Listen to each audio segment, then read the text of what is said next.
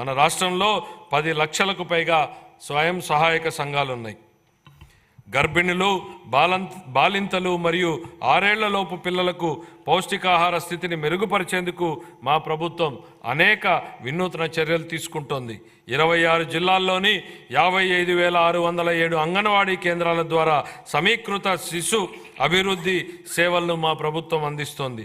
పౌష్టికాహార లోపం మరియు రక్తహీనతల నివారణకు బాల సంజీవని సప్లిమెంటరీ పౌష్టికాహార కార్యక్రమాన్ని అమలు చేయడం జరుగుతుంది. ఈ సరుకులన్నింటినీ టేక్ హోమ్ రేషన్ రూపంలో అందించడం జరుగుతుంది. సూపర్ 6 వాగ్దానాలను నెరవేర్చే దిశగా మా ప్రభుత్వం దీపం 2 పథకాన్ని ప్రారంభించి సంవత్సరానికి 3 ఎల్పిజి సిలిండర్లను ఉచితంగా అందిస్తోంది. 2024లో మొదటి ఉచిత సిలిండర్ పంపిణీ కోసం 895 కోట్లను విడుదల చేయడం జరిగింది. ఇందులో భాగంగా ఇప్పటికే 5 లక్షల మందికి పైగా లబ్ధిదారులు రాయితీ సొమ్ము అందింది.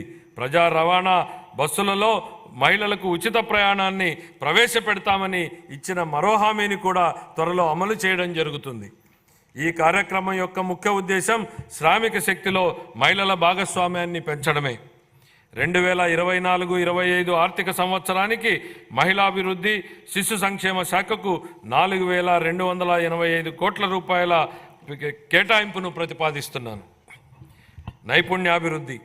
నైపుణ్యాభివృద్ధి ప్రాధాన్యత గురించి చైనా తత్వవేత్త లావో జూ ఇలా అన్నారు: ఒక మనిషికి ఆహారంగా ఒక చేపను ఇస్తే ఒకరోజు ఆహారాన్ని మాత్రమే ఇచ్చినట్లవుతుంది. అందుకే అతనికి చేపలు పట్టడం నేర్పించు, జీవితాంతం తిండి పెట్టినట్టు అవుతుంది. 2014-19 కాలంలోనే గౌరవ ముఖ్యమంత్రి నారా చంద్రబాబు నాయుడు గారు నైపుణ్యాభివృద్ధి, విద్య మరియు దీర్ఘకాల పరిష్కారాల ప్రాముఖ్యతను అర్థం చేసుకుని అనేక నైపుణ్యాభివృద్ధి కార్యక్రమాలకు శ్రీకారం చుట్టడం జరిగింది.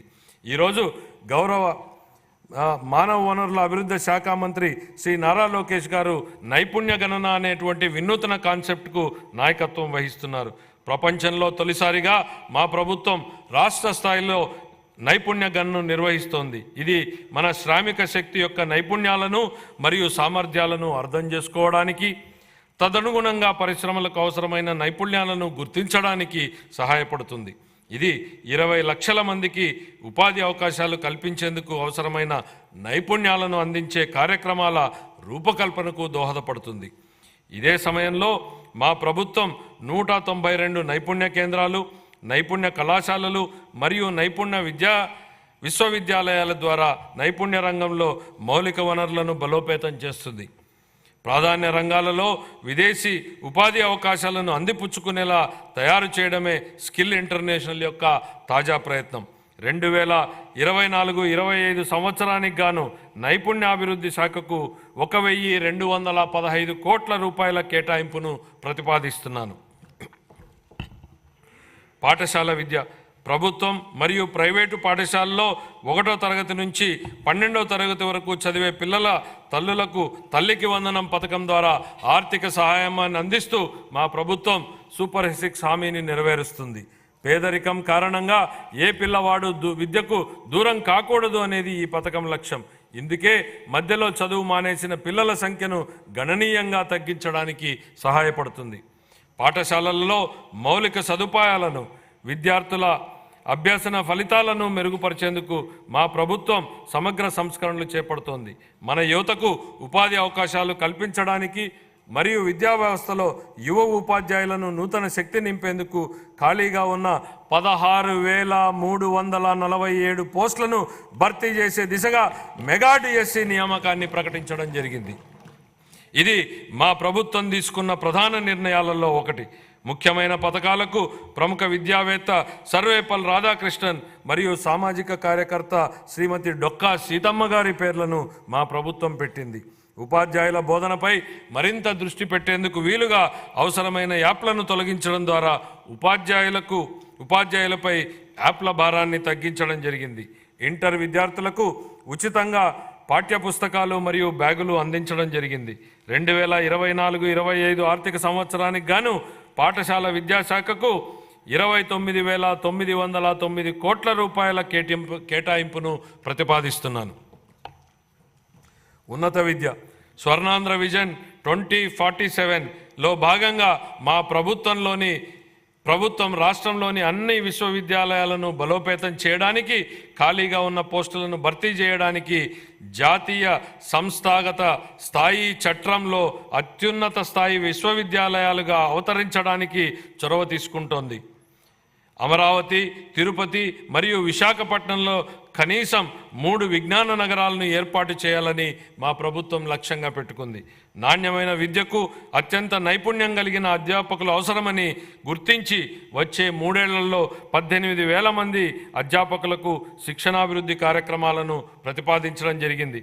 2024 డిసెంబర్ నుండి 2.5 లక్షల మందికి పైగా విద్యార్థులకు వృత్తి శిక్షణను సులభతరం చేయడానికి NASSCOM, future skills, edu skills, sales force, Microsoft వంటి ప్రతిష్టాత్మక సంస్థలతో మా ప్రభుత్వం అవగాహన ఒప్పందాలను కుదుర్చుకుంది. సమాచార సాంకేతిక మరియు ఆధారిత రంగాలు, బ్యాంకింగ్, ఆర్థిక సేవలు, బీమా సేవలు, వనరులను సమకూర్చే సేవలు, చిల్లర వర్తకము మరియు ఆరోగ్య సంరక్షణ వంటి వివిధ రంగాలలో 5,000 రూపాయల నుండి 15,000 రూపాయల మధ్య వేతనాన్ని అందించే అప్రెంటిస్షిప్తో కూడిన డిగ్రీ విద్యను మా ప్రభుత్వం ప్రవేశపెట్టింది.